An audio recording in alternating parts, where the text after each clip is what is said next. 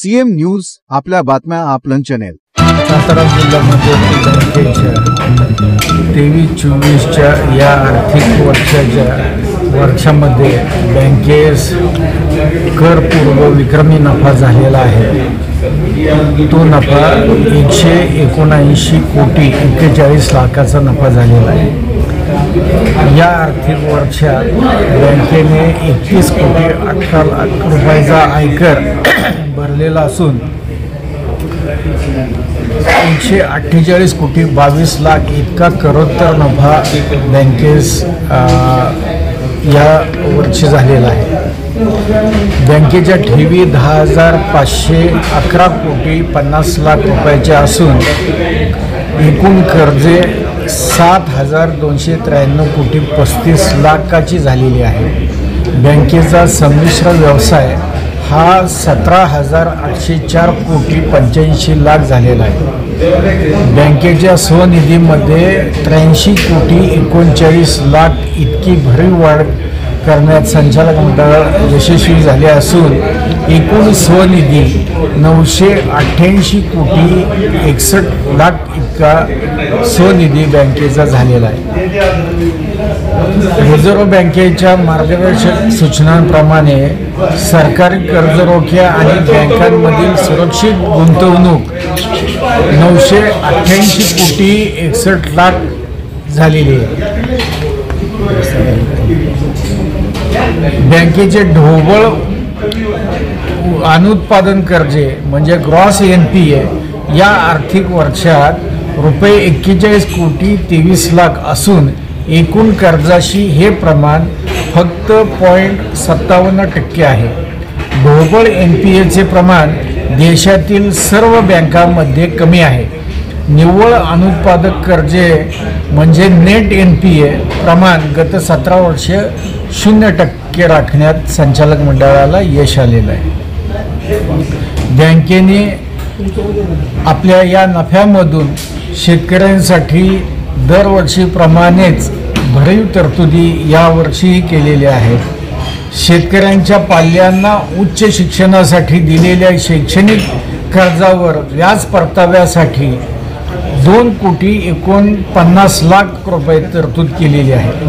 यामुळे शिक्षण कालावधीत शैक्षणिक कर्ज हे 0% व्याजदराने प्राप्त होणार आहे। देशामध्ये या प्रकारचा कर्ज पुरवठा करणारी सातारा जिल्हा मध्यवर्ती ही एकमेव बँक आहे।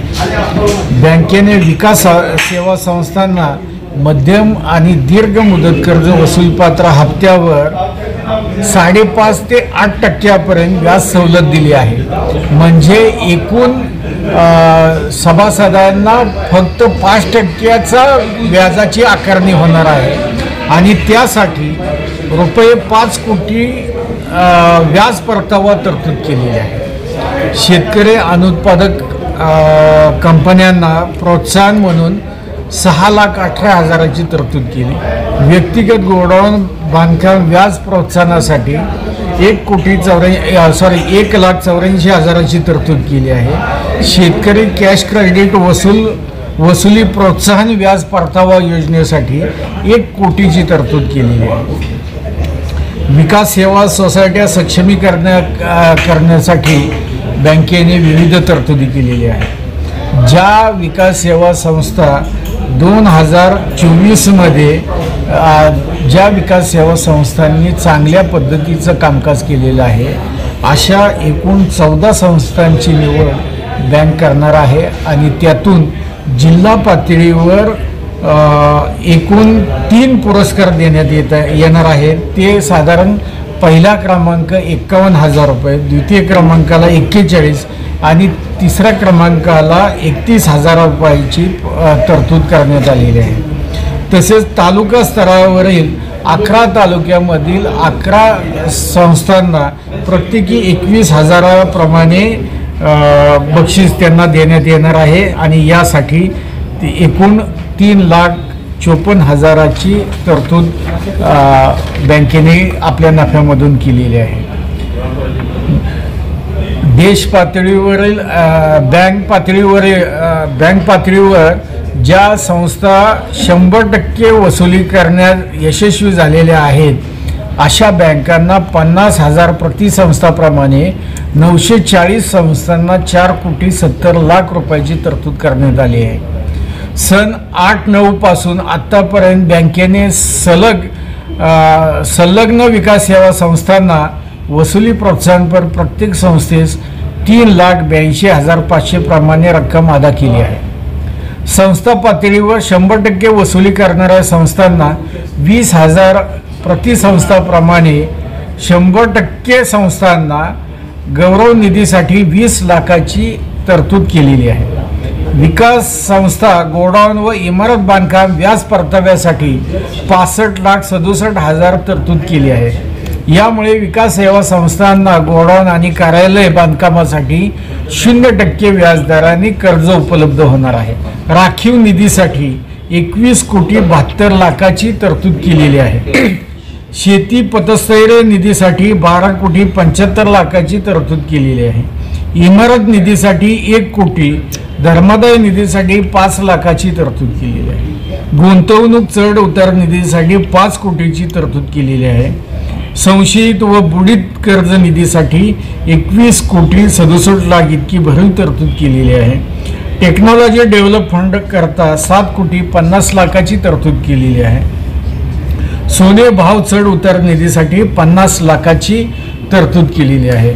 अशा पद्धतीने बँकेने हा एकूण 179,41,41 रुपयाचा करपूर्व नफा, करोत्तर नफा 148,22,00,000 आणि निव्वळ नफा हा 85 कोटी बँकेत झालेला आहे. आणि हा आजपर्यंतचा बँकेचा अतिशय चांगल्या पद्धतीचा परफॉर्मन्स आहे. आणि देशातीलच राज्यातीलच नाही तर या देशातील एक अग्रगण्य बँक म्हणून आपलं नावलौकिक कायम राखण्यात आज सातारा जिल्हा मध्यवर्ती बँक ही यशस्वी झालेली आहे. आणि यामध्ये ज्यांच्या नेतृत्वाखाली आम्ही बँकेचे कामकाज करतो ते महाराष्ट्र राज्य विधान परिषदेचे माजी सभापती माननीय रामराजे नाईक निंबाळकर साहेब, माजी सहकार मंत्री बाळासाहेब पाटील साहेब, श्रीमंत छत्रपती उदयनराजे भोसले साहेब, माननीय आमदार शिवेंद्रराजे भोसले साहेब, माननीय आमदार मकरंद पाटील, तसेच बँकेचे आमचे उपाध्यक्ष आणि सर्वच बँकेचे संचालक मंडळ, कर्मचारी या सर्वांचे या प्रगतीमध्ये अतिशय मोलाचे योगदान आहे. या निमित्ताने मी त्या सर्व लोकांचे मनापासून आभार मानतो. ज्यांनी या बँकेस वेळोवेळी सहकार्य केलं त्या सर्व या जिल्ह्यातील शेतकरी बांधवांचे सुद्धा मी या निमित्ताने मनापासून आभार मानतो आणि माझे 2 शब्द